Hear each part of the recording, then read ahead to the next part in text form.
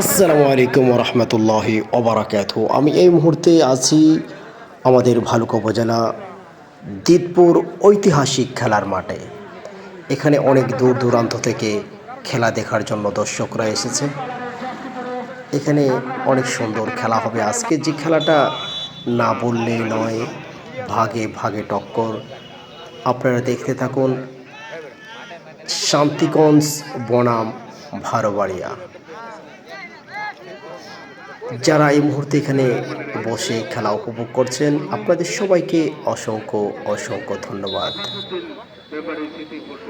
এই শনিবার দিনের যে খেলাটা, এটা কিন্তু মূলত এখানে দুটি দলে শক্তিশালী।